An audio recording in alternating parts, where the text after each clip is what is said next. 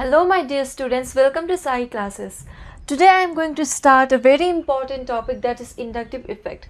But before starting the video, please subscribe our YouTube channel and please hit the bell icon so you can get the notification of our upcoming videos. So let's start with the topic inductive effect. So inductive effect means that it is a permanent displacement of sigma electrons due to dipole. अगर electrons permanently displace हो रहे हैं एक तरफ से दूसरी तरफ along the sigma bond, सो यहाँ पे बस सिग्मा बॉन्ड्स को हम कंसिडर करते हैं. जैसे रेजोनेंस इफेक्ट में पाई इलेक्ट्रॉन का डिलोकलाइजेशन हो रहा था, लेकिन यहाँ पे सिग्मा इलेक्ट्रॉन्स इन्वॉल्व होंगे. So this is because of this is due to the creation of dipole. Whenever there is a creation of dipole, whenever there is a formation of dipole between two atoms, this causes the electrons to displace permanently, and this kind of effect is known as inductive effect. For example, अगर यहाँ पे है CH3, CH2, CH2, CH3. Now see, all the carbons, all the atoms are carbons out here, right? So यहाँ पे carbon carbon carbon का single bond है, तो यहाँ पे क्या होगा कि कोई भी इलेक्ट्रोनेगेटिविटी डिफरेंस ही नहीं है कार्बन और कार्बन के बीच में. तो यहाँ से कोई डाइपोल ही नहीं है, यहाँ पे कोई पोलैरिटी नहीं है, क्योंकि all are of equal electronegativity. But यहाँ पे क्या होगा, अगर आप CH3, CH2, CH2, CH2, Cl. Now see, there is an electronegativity difference between chlorine and carbon. So due to this electronegativity, there is a creation of formation of dipole between two atoms. As chlorine lies on the right side of the periodic table, it becomes more electronegative. Whichever atoms are on the right side of the periodic table are more electronegative, so they acquire del negative. Since they are on the, this carbon is on the left side, so what happens, this will acquire del positive. Now due to this electronegativity, the electrons from this carbon chlorine bond, this will move towards the direction of chlorine. और यहाँ पे देख सकते हैं CH2Cl, तो यहाँ से electron sigma bond Cl के तरफ, ये Cl यहाँ से इलेक्ट्रॉन विथड्रॉ कर रहा है. अगर यहाँ पे देखें तो क्या होगा, ये और इसमें डिस्टेंस ज़्यादा है, तो यहाँ से जितना विथड्रॉ कर रहा है यहाँ से थोड़ा कम करेगा. तो यहाँ पे del del positive. Del del का मतलब ज़्यादा नहीं है, बल्कि डेल डेल का मतलब है यहाँ पे यहाँ से कम विथड्रॉ कर रहा है, और यहाँ पे और कम. सो डेल डेल पॉजिटिव, यहाँ पे डेल डेल डेल पॉजिटिव. सो जैसा ही डिस्टेंस बढ़ेगा, inductive effect decreases. So as the distance increases, the effect of inductive effect decreases. In resonance effect, electrons were leaving the p orbitals. They were leaving the p orbitals and delocalizing to the other p orbitals. But in this inductive effect, what happens is the electron never leaves the original atomic orbital. It just displaces its electron cloud over the electronegative atom. उसका जो भी atomic orbital है वो नहीं छोड़ेगा, लेकिन अपना electron cloud, जो इलेक्ट्रॉन डेंसिटी हुआ है, वो इलेक्ट्रॉन क्लाउड जो भी होता है वो थोड़ा इलेक्ट्रॉन के क्लोरीन के ऊपर ज़्यादा शिफ्ट करेगा. So this is the main difference between resonance effect and inductive effect. The groups that release electron density is known as plus I groups, and the groups that withdraw the electron density is known as minus R group. So for example, if you have CH2, R and G group over here, so if these groups are O minus, CO minus, CH3, CR3 minus D, then this group will give electron towards the alkyl system, towards the sigma bond. So this kind of group shows plus I effect. If it is electron donating group, then what will happen, it will give its electron density towards the sigma bond through the system. So this kind of system is known as, this kind of effect is known as plus I effect. But if the groups are withdrawing electron from the system, for example R, CH2, G, अगर ये system G, इनमें से कोई भी एक group है जो electron withdrawing है, तो क्या होगा कि ये सिग्मा बॉन्ड से ये इलेक्ट्रॉन डेंसिटी अपने तरफ विड्रॉ करेगा।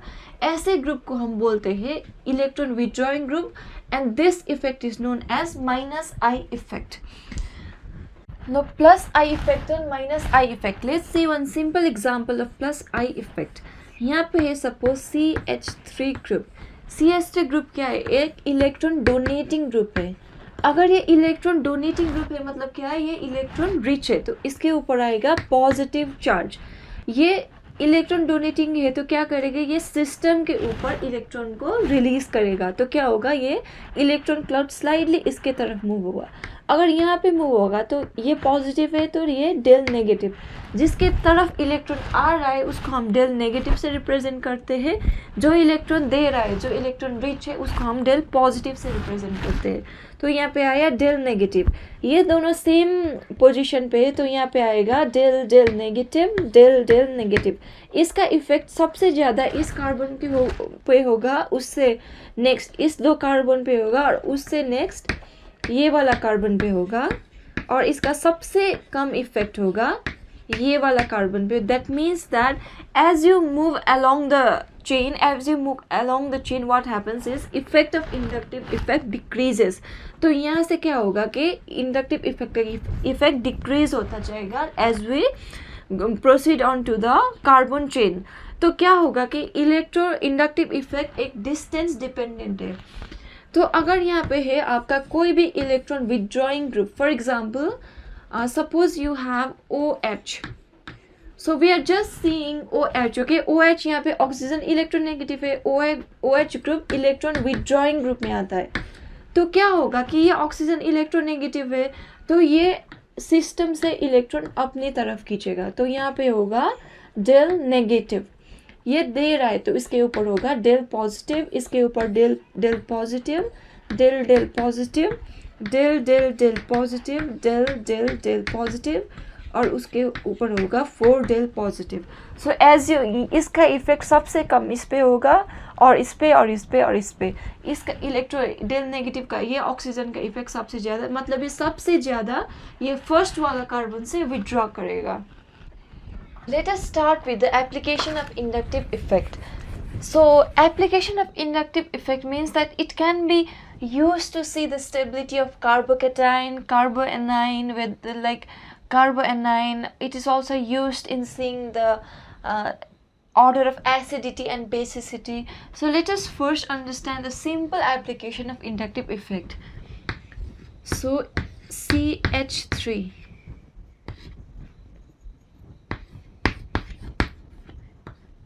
If I have this compound with a positive charge, so one carbon is attached with three methyl groups, and it is carrying a positive charge.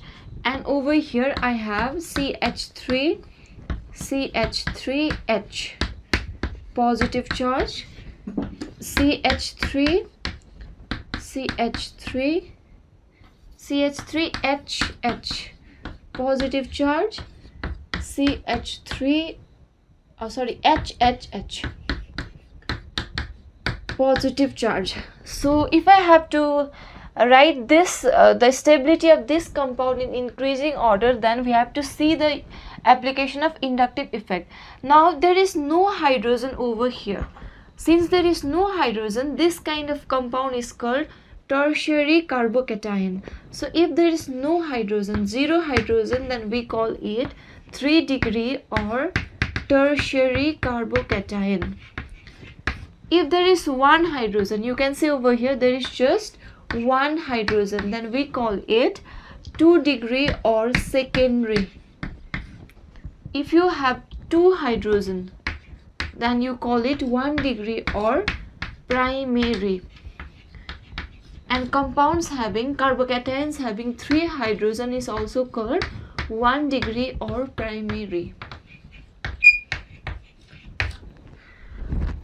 So positive means electron deficiency, right? So this is electron deficient. This carbon over here is electron deficient. It means that it is having a vacant p orbital. यहाँ पे एक vacant p orbital है. तो ये CH3 क्या group है? ये CH3 है एक electron donating group which shows plus I effect. This is also electron donating group which shows plus I effect. This also shows plus I effect. So this is deficient and this is giving electrons. ये एक deficient है और ये electron rich compound इसको electrons दे रहा है. तो this positive charge is stabilized by plus I effect. यहाँ पे बस 1 2 CH3 है, प्लस I. यहाँ पे बस एक CH3 है which is giving electrons to positive charge by plus I effect. और यहाँ पे 1 2 3 no CH3s, no donating group. So यहाँ पे सबसे ज़्यादा इसमें इसको इलेक्ट्रॉन मिल रहा है since यहाँ पे 3 electron donating groups है.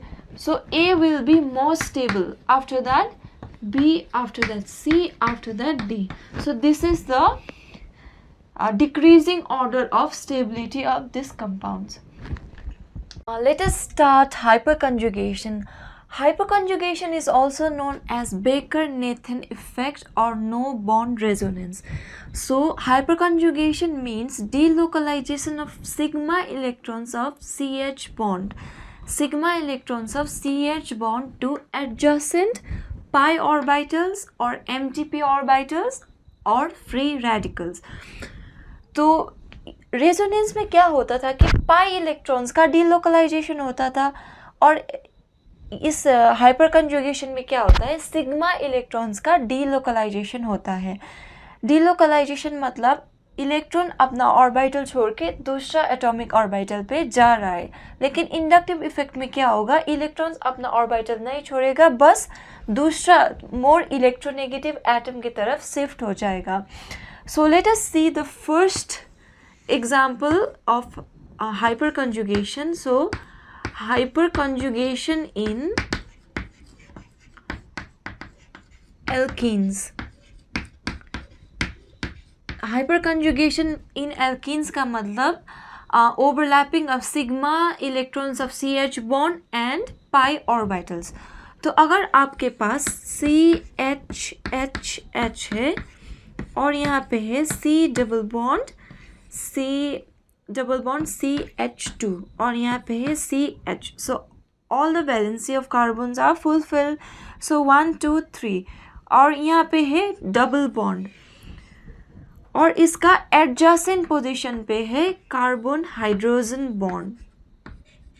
तो एल्कीन के स्टेबिलिटी के लिए क्या होगा कि ये वाला जो CH बॉन्ड है, ये सिग्मा बॉन्ड है, यहाँ पे है 2 इलेक्ट्रॉन. तो ये 2 इलेक्ट्रॉन इस तरफ शिफ्ट होगा और ये इस तरफ शिफ्ट होगा. तो क्या होगा कि यहाँ पे डबल बॉन्ड क्रिएट हो जाएगा, CH double bond CH2 negative और यहाँ पे होगा H पॉजिटिव. तो यहाँ पे क्या हो रहा है कि ये 2 CH बॉन्ड के बीच में 2 इलेक्ट्रॉन है, कार्बन का 1 इलेक्ट्रॉन और हाइड्रोजन का इलेक्ट्रॉन, दोनों ही इलेक्ट्रॉन यहाँ पे जाके डबल बॉन्ड बना रहे हैं और ये H ऊपर में लग जाएगा पॉजिटिव चार्ज. तो इसी को बोलते हैं हम नो बॉन्ड रेजोनेंस. यहाँ पे H प्लस और ये डबल बॉन्ड के बीच में कोई बॉन्ड नहीं है, तो इसी को हम बोलते हैं नो बॉन्ड रेजोनेंस. यहाँ पे ये H ऑर्बिटल इसी के विसिनिटी पे, इसी के पास में रहेगा, कंप्लीटली छोड़ के नहीं जाएगा, लेकिन बॉन्ड भी फॉर्म नहीं करेगा. बॉन्ड ब्रेक हो जाएगा लेकिन उसके आसपास ही रह जाएगा. तो इस तरीके से भी हम एल्कीन को स्टेबल कर सकते हैं. यहाँ पे दूसरा हाइपरकंजुगेटिंग स्ट्रक्चर होगा. पहले तो ये H1 और यहाँ पे H1, दूसरा हो सकता है H2 और डबल बॉन्ड के बीच में. तो हमारा नेक्स्ट हाइपरकंजुगेटिंग स्ट्रक्चर होगा H double bond CH2 negative. ये वाला सिग्मा बॉन्ड यहाँ पे डबल बॉन्ड फॉर्म कर रहा है और यहाँ पे H2 पॉजिटिव, ये प्रोटॉन यहाँ के इसके पास में है. और हमारा तीसरा वाला हाइपरकंजुगेटिंग स्ट्रक्चर होगा ये और ये बॉन्ड के बीच में. तो यहाँ पे होगा CH double bond CH2 negative और यहाँ इसके ऊपर आके रह जाएगा H3 positive. So this is H3. So number of hyperconjugating structure is equal to number of alpha hydrogen. So number of alpha H equals to number of hyperconjugating structure.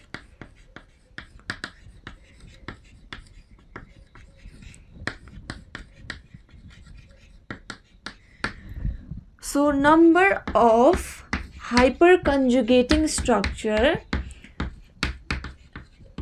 is directly proportional to stability of alkene. Stability of alkene.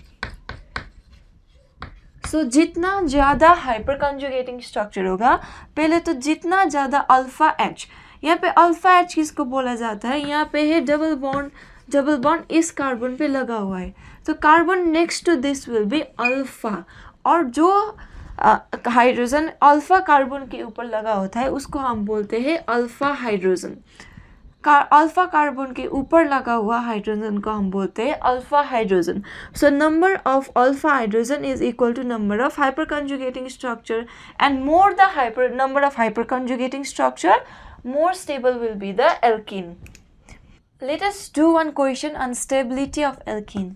So if you have this CH3, let us say this compound is number A. If you have this alkene CH3, let us say this is B. After that you have CH3, this is C, and CH3. So this is D. So you need to write the decreasing order of stability of alkenes. So over here you can see that here is double bond, so carbon adjacent to double bond will be your alpha carbon. So hydrogen attached to the alpha carbon will be your alpha hydrogen. So here you have 3 plus 3, 6 alpha hydrogen, and over here you have 1, 2 alpha hydrogen. Over here you have 3 plus 3, 6 alpha hydrogen, 6 alpha hydrogen, and over here you have 6 alpha hydrogen. So यहाँ पे 6 alpha hydrogen, 2 alpha hydrogen, यहाँ पे 6 alpha hydrogen, और यहाँ पे 6 alpha hydrogen. So more the number of alpha H, more is the number of hyperconjugating structure, and more is the stability. तो यहाँ पे सबसे कम स्टेबल होगा नंबर बी. सो सबसे कम होगा नंबर बी, क्योंकि इसके पास बस 2 अल्फा हाइड्रोजन लगा हुआ है.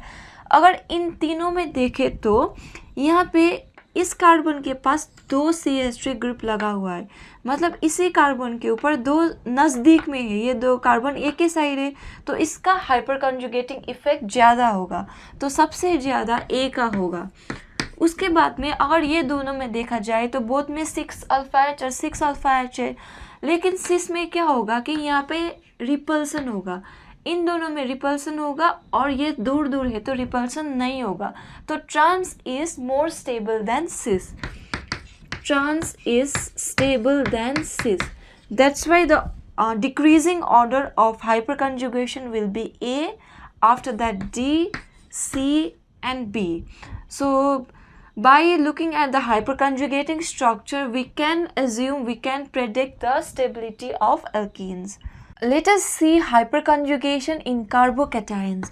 So number 2 is hyperconjugation in carbocations. So अगर आपके पास ये वाला कंपाउंड है CHHH और यहाँ पे है CH2 पॉजिटिव, यहाँ पे C प्लस चार्ज है, और इसका एडजेसेंट वाले को हम बोलेंगे अल्फ़ा कार्बन, और जो इस पे लगाया हुआ है हम उसको बोलेंगे अल्फ़ा हाइड्रोजन. अल्फ़ा कार्बन के ऊपर लगा हुआ हाइड्रोजन को हम बोलते हैं अल्फ़ा हाइड्रोजन. तो यहाँ पे क्या हो सकता है कि ये वाला बॉन्ड यहाँ पे जा सकता है और हमें एक ये वाला रेजोनेटिंग स्ट्रक्चर मिलेगा CH डबल बॉन्ड CH2, और यहाँ पे आएगा H positive. So this CH bond, can stabilize carbocation by giving it 2 electrons. So यहाँ पे H पॉजिटिव इसी के पास रहेगा, छोड़ के नहीं जाएगा, लेकिन यहाँ पे बॉन्ड भी फॉर्म नहीं होगा. That's why we call it no bond resonance. अगर ये वाला यहाँ पे जाएगा तो we will get this structure. If ये वाला हाइड्रोजन, ये वाला sigma H, C sigma H donate करेगा तो we will get CH double bond CH2. If this donates, then we will get CH double bond CH2. So carbocations can also be stabilized by hyperconjugation. So let us see some stability of carbocations due to hyperconjugation. So if I have this compound CH3,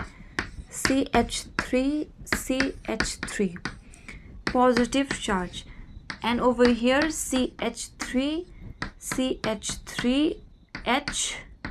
positive charge, CH3, H positive, and CH positive. So let us give this A, B, C and D. तो यहाँ पे क्या होगा कि यहाँ पे कितना alpha H है, यहाँ पे 3 + 3 + 3, so total is 9 alpha H. यहाँ पे 3 + 3 6 अल्फा H, और यहाँ पे 3 अल्फा H, और यहाँ पे 0 अल्फा H. सो हमको पता है कि जितना ज़्यादा अल्फा H होगा उतना ही ज़्यादा हाइपर कंजुगेटिंग स्ट्रक्चर होगा. जितना ज़्यादा हाइपर कंजुगेटिंग स्ट्रक्चर होगा उतना ही स्टेबल होगा हमारा carbocation. So this will be the most stable one, then this. So this is the decreasing order of stability of carbocation. इसका मतलब 3 डिग्री सबसे स्टेबल होगा, उसके बाद 2 डिग्री, उसके बाद 1 डिग्री, और उसके बाद CH3 positive. So this is the order of stability of carbocations. So let us see hyperconjugation in free radicals.